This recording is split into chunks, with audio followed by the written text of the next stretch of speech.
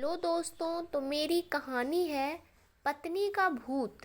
एक आदमी की पत्नी अचानक से बहुत बीमार पड़ गई। मरने से पहले उसने अपने पति से कहा, मैं तुम्हें बहुत प्यार करती हूँ, तुम्हें छोड़कर नहीं जाना चाहती। मैं नहीं चाहती कि मेरे जाने के बाद तुम मुझे भुला दो और किसी दूसरी औरत से शादी कर लो। वादा करो कि मेरे मरने के बाद तुम किसी और से प्रेम नहीं करोगे, वरना मेरी आत्मा तुम्हें चैन से जीने नहीं देगी। इतना कहकर वह चल बसी। उसके जाने के बाद उस आदमी ने किसी दूसरी औरत की तरफ देखा तक नहीं। एक दिन उसकी मुलाकात एक ऐसी लड़की से हुई जिसे वह चाहने लगा। बात बढ़ते बढ़ते शादी तक आ गई और उसकी शादी हो गई। शादी के ठीक बाद आदमी को लगा कि कोई उससे कुछ कह रहा है। मुड़कर देखा तो वह उसकी पहली पत्नी की आत्मा थी।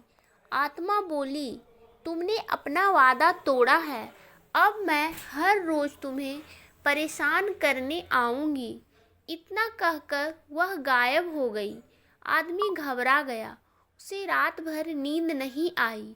अगले दिन भी रात को उसे वही आवाज़ सुनाई दी, मैं तुम्हें चैन से जीने नहीं दूंगी। मैं जानती हूँ कि आज तुमने अपनी नई पत्नी से क्या क्या बात की। उसने आदमी को एक एक बातें बता दी जो उसने अपनी पत्नी से करी थी। अगले दिन वह शहर से बहुत दूर एक जैन मास्टर के पास गया और सारी बात बता दी। मास्टर बोले, एक प्रेत बहुत चालाक है। आदमी घबराते हुए बोला, बिल्कुल है, तभी तो उसे मेरी हर एक बात पता होती है। मास्टर बोले, कोई बात नहीं, मेरे पास इसका भी इलाज है। इस बार जब तुम्हें तुम्हारी पत्नी की आत्मा दिखाई दे तो ठीक वैसा ही करना जैसा मैं तुम्हें कहूँ। उस रात जब आत्मा वापस आई तो आदमी बोला, तुम इतनी चालाक हो कि मैं तुमसे कुछ भी नहीं छिपा सकता, और जैसा कि तुम चाहती हो मैं अपनी दूसरी पत्नी को छोड़ने के लिए भी तैयार हूँ, पर उसके लिए तुम्हें मेरे एक प्रश्न का उत्तर देना होगा, और अगर तुम उत्तर ना दे पाई तो तुम्हें हमेशा के लिए मेरा पीछा छोड़ना होगा। आत्मा बोली, मंजूर है, पूछो अपना प्रश्न। आदमी ने फौरन जमीन पर पड़े सारे छोटे छोटे कंकड़ अपनी मुट्ठी में भर लिए और बोला, बताओ मेरी मुट्ठी में कितने कंकड़ हैं। और ठीक उसी समय वह आत्मा वहाँ से गायब हो गई। कुछ हफ्तों बाद वह एक बार फिर से जैन मास्टर के पास उनका शुक्रिया अदा करने पहुँचा। आदमी बोला, मास्टर, उस भूत से पीछा छुड़ाने के लिए मैं जीवन भर आपका आभारी रहूँगा, पर मैं समझ नहीं पाया कि आखिर उस प्रश्न में ऐसा क्या था कि एक झटके में ही भूत गायब हो गया। मास्टर बोले, बेटा, दरअसल कोई भूत था ही नहीं। आदमी आश्चर्य से बोला, मतलब? मास्टर ने समझाया, हाँ, दरअसल दूसरी शादी करने की वजह से तुम्हें एक अपराध बोध महसूस हो रहा था, और उसी वजह से तुम्हारा दिमाग एक भ्रम की स्थिति पैदा कर तुम्हें भूत का अनुभव करा रहा था। आदमी ने पूछा, अगर ऐसा था तो वह मेरी हर एक बात कैसे जान जाता था?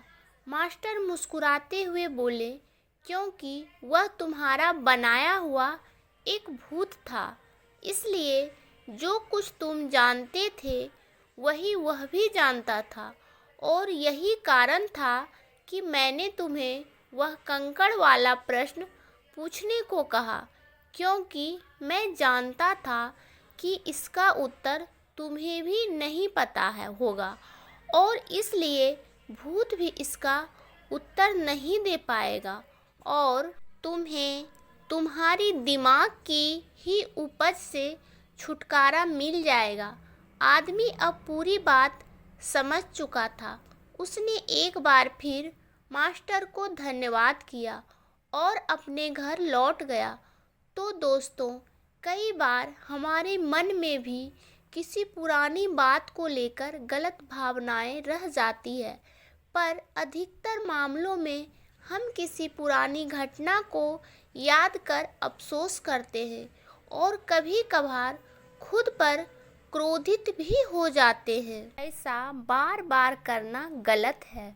अपने भूत की वजह से अपने भविष्य और वर्तमान को बिगड़ने में कोई समझदारी नहीं है। इसलिए अगर आप भी किसी पुरानी घटना की वजह से अपराध बोध महसूस करते हैं तो ऐसा ना करें। गलतियां करना मनुष्य का स्वभाव है, सभी करते हैं। जीवन में आपने भी कई गलतियां की होगी, लेकिन कोई बात नहीं, उस घटना को पीछे छोड़ें और अपने जीवन को सार्थक बनाने की दिशा में काम करें। तो दोस्तों, मेरी ये कहानी आपको कैसी लगी हमें कमेंट करके ज़रूर बताएं और मेरी कहानी को लाइक कर दीजिए, इस चैनल को सब्सक्राइब कर दीजिए। धन्यवाद दोस्तों।